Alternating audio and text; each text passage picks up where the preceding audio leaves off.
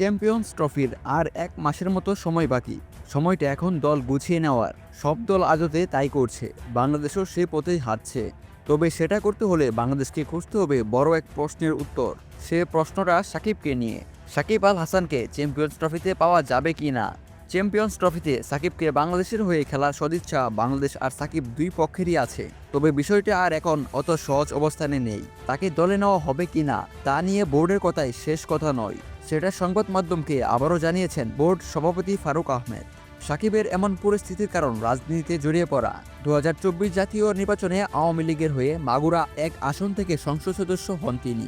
এরপর জুলাই গণ অভ্যুত্থানে সরকার পতনের পর এমপি পদ হারান তিনি। এরপর থেকে আরও অনেক আওয়ামী লীগ নেতার মতো তিনিও দেশের বাইরে আছেন।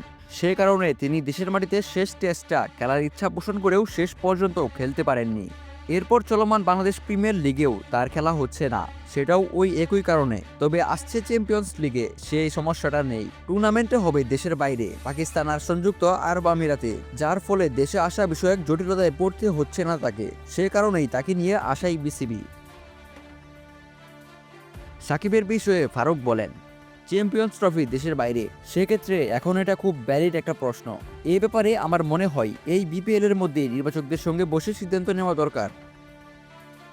সাকিব এখনও অবসর নেয়নি। সাকিব যদি অবসর নিয়ে নিত তাহলে বলতাম ও আর নেই। নির্বাচকেরা আমাদের কাছে দল গঠনের আগে পলিসি জানতে চান। সাকিবকে নিয়ে আরেকবার চেষ্টা করব চ্যাম্পিয়ন্স ট্রফির আগে। এটা নিয়ে মন্ত্রণালয়ের সঙ্গে কথা বলবো। সাকিব নিজেও মন্ত্রণালয়ের সঙ্গে আলাপ করেছেন নিজের ফেরার বিষয়ে। ফারুক বলেন, সাকিব মাঝে মধ্যে মন্ত্রণালয়ের সঙ্গে কথা বলে কিভাবে কি করা যায় তা নিয়ে। সরকারি পর্যায় থেকে যদি কোনো নির্দেশনা আসে, ওর যে সমস্যাগুলো আছে ওগুলো যদি সে ঠিক করতে পারে তাহলেই একটা সিদ্ধান্ত হতে পারে। তবে সেটা হলেও সাকিবের খেলা নিয়ে প্রশ্ন শেষ হয় না আদৌ। সেটা বিসিবির সভাপতির কথাতেই স্পষ্ট। তিনি বলেন, এরপর নির্বাচক কমিটি তার ফিটনেস, মেন্টাল টেস্ট এসব দেখবে।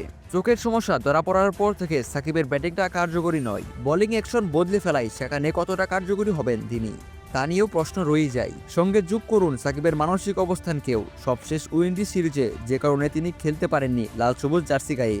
সরকার থেকে সবুজ সংকেত পেলেও সাকিব দলে জায়গা পাওয়ার মতো অবস্থানে আছেন কিনা তা নিয়ে প্রশ্ন তাই থেকেই যায়।